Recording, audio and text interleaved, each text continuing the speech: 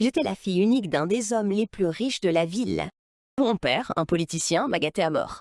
Des vols en première classe, un dressing plus grand que la maison de certaines personnes. Et oui, je l'aimais beaucoup. Nous étions inséparables. Je pensais que rien ne pourrait jamais se mettre entre nous jusqu'à mon 17e anniversaire. Je m'éclatais comme une folle, juste moi, mon gâteau, et personne avec qui le partager. Parce que, partager, c'est pas mon truc. Quand mon père est apparu avec un inconnu, j'ai tout de suite su qu'il allait m'éblouir avec un nouveau cadeau somptueux.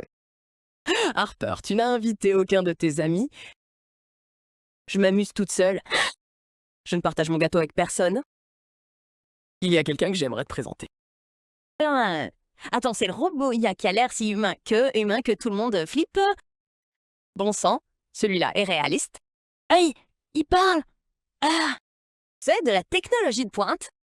Harper, ce n'est pas un robot. C'est ta sœur, Gloria. C'est à ce moment-là que mon petit monde parfait s'était effondré. Gloria était sa première fille, née. Il était sorti avant ma mère. Elle avait 8 ans de plus et était déjà avocate, et apparemment, elle était là pour rester. Elle était calme, polie et posée. Même nos domestiques l'adoraient parce qu'elle utilisait des mots grossiers et ne pleurait pas pour un ongle cassé. Mais le pire, c'est qu'elle se comportait comme si elle était à sa place. Tu ne manges pas. Tu n'aimes pas la nourriture? C'est toi que je n'aime pas. Ta tête me coupe l'appétit. Harper. Non, papa. Quand Gorilla quitte-t-elle cette maison? Parce que je ne peux tout simplement pas la supporter.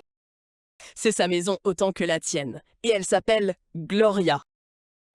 Puis je suis partie en trombe, frustrée. À partir de ce moment-là, je me suis donné pour mission de la faire sortir de chez moi. J'ai sorti tous les sales tours possibles et imaginables. J'ai secrètement versé de la colle dans la brosse à cheveux de Gloria. Et ses cheveux sont restés tellement coincés qu'elle n'a eu d'autre choix que de les couper.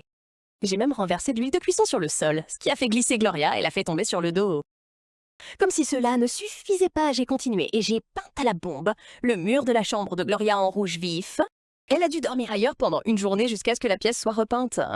À chaque fois, papa a compris que j'étais derrière tout ça et n'arrêtait pas de me dire d'arrêter. Tu me pousses, Harper. Je vais faire quelque chose de radical si tu n'arrêtes pas. Mais je n'ai pas écouté. Je n'avais aucune intention de partager le titre d'enfant unique avec qui que ce soit, même si cela signifiait devenir une vraie méchante. Tout a explosé lorsque Gloria a fait sa première présentation au cabinet d'avocat de papa. En la regardant parler avec autant d'assurance tandis que papa lui souriait, j'ai su que mes rêves de devenir la future PDG du cabinet de papa étaient anéantis. J'étais encore au lycée. Par où allais-je même commencer à rivaliser? Alors j'ai activé l'alarme incendie. La précieuse salle de conférence de papa a été noyée sous l'eau. Je me suis sentie victorieuse. Jusqu'à ce que je voie le visage de papa. Je ne l'avais jamais vu aussi en colère auparavant. T'as fait ça, Harper. Comment as-tu pu? J'en ai assez de ton comportement puéril. Tu sais ce qu'il a fallu à Gloria pour monter cette présentation? Sérieusement, quel est le problème? C'était juste une présentation stupide. Harper, comment oses-tu gâcher les efforts et le temps de tout le monde et faire comme si ça ne signifiait rien? Est-ce qu'il est temps que je te donne une leçon? Je pensais juste que c'était une menace en l'air de papa, mais j'avais clairement tort quand il m'a emmené et avec un niveau de sévérité que je n'avais jamais vu chez lui auparavant. J'ai réalisé que je n'avais pas d'autre choix. À des milliers de kilomètres d'un village du Texas, un endroit sans internet, ni spa, juste une jungle avec des animaux qui font caca. Puis il m'a laissé avec une parente éloignée nommée Megan, une femme qui avait l'air de ne pas avoir souri depuis les années 1800. Ce sera ta maison pendant 1 mois. Pas de téléphone, pas de télé, pas de luxe. Tu plaisantes, n'est-ce pas? Quelqu'un viendra te chercher dans 1 mois. Peu moins être que d'ici là, tu réfléchiras à ton comportement. Il a fallu une journée pour que la réalité me rattrape. C'était ma nouvelle vie pour de vrai. J'ai crié, pleuré.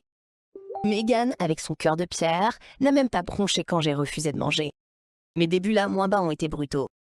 Se réveiller avant l'aube pour aller chercher de l'eau dans des puits profonds de plusieurs milliers de pieds, marcher des kilomètres sous un soleil de plomb, et ne me lancer même pas sur les toilettes. En fait, des trous dans le sol. J'étais sur le point de prier pour pouvoir continuer quand, ce jour-là, Megan m'a forcé à la suivre au marché. Nous avions à peine commencé nos courses qu'un homme m'a soudainement tendu un sac de pommes de terre. Eh, t'as oublié ton colis? Quel colis? Nous venons juste d'arriver. C'est ça. Elle n'a rien acheté. L'homme insistait toujours sur le fait que c'était nous qui avions payé les articles et les avions oubliés, attirant l'attention des autres lorsqu'une fille s'est précipitée à l'intérieur, haletante. Attends, c'est la mienne. J'ai eu des frissons en la voyant. J'avais l'impression de me regarder dans un miroir et de me voir. Wow! Vous vous ressemblez toutes les deux. Elle s'appelait Ina. Et ce jour-là au marché, tout le monde n'arrêtait pas de dire qu'on se ressemblait à des jumelles, juste une coiffure différente. Elle était plus mince et apparemment j'avais un meilleur sens de la mode. Dans cet endroit maudit, j'ai vu une lueur d'espoir. Et moindre que me lier d'amitié avec la fille qui me ressemblait rendrait ma vie moins ennuyeuse. Alors on a commencé à traîner ensemble. Tu veux lire? Je ne sais pas comment. Elle s'est soudainement détournée, les joues en feu, et c'est là que ça m'a frappée. D'accord, c'est personnel. Pourquoi t'habilles-tu toujours comme si tu allais rencontrer la reine? S'il te plaît, chez moi, ce serait ma tenue de lessive. Es-tu riche? Une fortune incommensurable. Mon enfant unique, envoyé ici pour apprendre une leçon. Ça a l'air de faire rêver. Je suis la 12e enfant de ma maison. Anna a souri à mon choc et m'a raconté son histoire. Elle a grandi dans une famille nombreuse, on lui a refusé l'école et ses parents l'ont souvent oubliée. Pourtant, elle est restée joyeuse. Elle partageait même sa nourriture avec moi, alors qu'elle en avait à peine assez pour elle-même. Ce moment m'a profondément touchée. Comment quelqu'un avec si peu pouvait-il donner aussi généreusement? Comment 12 enfants pouvaient-ils partager une mère? En 11 temps, je ne pouvais même pas partager mon père avec une seule personne. J'avais honte, mais j'étais motivée à faire mieux. Je vais t'apprendre à lire. Ce sera amusant. Au début, rencontrer Anna a été comme une bouffée d'air frais. Je lui ai appris à lire, à écrire et, en retour, Anna m'a appris à profiter de la vie sans luxe. Nous étions comme deux gouttes d'eau. Elle me demandait des choses comme comment prononcer certains mots, comment marcher avec le menton relevé comme je faisais, comment je tenais ma cuillère, comment je tenais ma cuillère. Elle copiait mon rire. Je trouvais ça mignon, comme si elle m'admirait. Je ne savais pas qu'un secret se cachait sous tout cela. Bientôt, il était temps de partir. Je m'étais attachée à Ina et à tout le monde, mais j'étais impatiente de montrer à papa ma nouvelle moi. La veille de mon départ, j'ai partagé toutes mes affaires avec tous ceux qui s'en souciaient. C'était sans doute la première fois que je partageais mes affaires avec d'autres personnes, et ça m'a vraiment fait du bien. Tu vas me manquer, Harper. Tu vas me manquer aussi. Mais ne t'inquiète pas, je te retrouverai. Je t'emmènerai en ville et je te mettrai dans mon école avec le soutien de mon père. Anna était ma première vraie amie, et j'ai vraiment chéri notre belle amitié. Le lendemain, la personne qui devait me ramener à la maison était censée venir très tôt le matin. J'ai attendu des heures, mais personne n'est venu. Tu es sûr que ton père n'a pas oublié? Pas oublié. La déception que je commençais à ressentir a été remplacée par la peur lorsque quelqu'un est arrivé en courant avec de très mauvaises nouvelles, avec de très... Harper, as-tu vu Anna? Elle a disparu. Tout le monde la recherche. Hier encore, nous parlions comme si tout était normal. Comment a-t-elle pu disparaître sans laisser de traces? Je me suis joint aux recherches. Nous avons ratissé chaque recoin de ce village. Personne ne l'avait vue. Elle avait tout simplement disparu. La disparition d'Anna m'a secouée. Même la police du village n'a pas pu la retrouver. Je voulais juste rentrer à la maison, mais cela faisait maintenant une semaine et personne n'était toujours venu me chercher. Et je commençais à perdre mon temps ici. Un jour, mes cheveux se sont pris dans des branches épineuses alors que j'aidais dans une ferme. J'ai coupé mes cheveux adorés juste pour m'en libérer. Puis j'ai manqué de crème solaire. Sans SPF, j'étais tellement bronzée, je me reconnaissais à peine. Je ne ressemblais plus du tout à la citadine choyée que j'étais. 2 semaines de plus, et toujours aucun signe de mon père. J'en avais assez. Si personne ne venait me chercher, je trouverais mon chemin pour rentrer chez moi toute seule. Avec l'aide d'un gentil pêcheur, je suis retournée en ville. J'ai même prié pour qu'Anna, où qu'elle soit, aille bien et rentre saine et sauve à la maison. Mais quand je suis rentrée, à la maison tout s'est effondré. Anna était chez moi dans mes vêtements, en train de parler à mon père. Et puis ça m'a frappée. Ina avait disparu le jour même où j'étais censée rentrer à la maison parce qu'elle était venue ici, à ma place. Ina, qu'est-ce que tu fais là? Pendant qu'Ina me fixait choquée, papa me regardait comme si j'étais une sorte d'extraterrestre.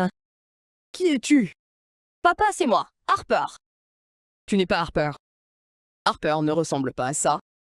Ces mots m'ont anéanti, mais je ne reculais pas. J'ai essayé de tout lui expliquer, mais il avait l'air encore plus confus. « Papa, emmène-la !»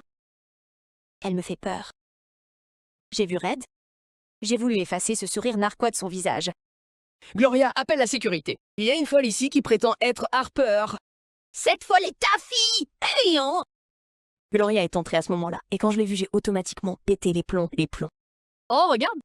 Le gorille est là. À ces mots, Gloria et papa m'ont regardé avec des yeux écarquillés. Seul le vrai Harper m'appellerait comme ça. Comment peux-tu être aussi sûr de qui est le vrai Harper? Je sais comment régler ça. Harper, te souviens-tu du parfum de gâteau que tu m'as préparé pour me souhaiter la bienvenue quand je suis arrivée ici? Ma mémoire est un peu défaillante ces derniers temps. C'était peu moins être de la vanille. Gloria a soudainement esquissé un sourire narquois énigmatique. Puis, sans un mot, elle m'a regardé dans les yeux. As-tu perdu la tête? Je ne t'ai jamais fait de gâteau. Bingo. Donc, de toute évidence, Harper, qui est revenue il y a 2 semaines, est la prétendante.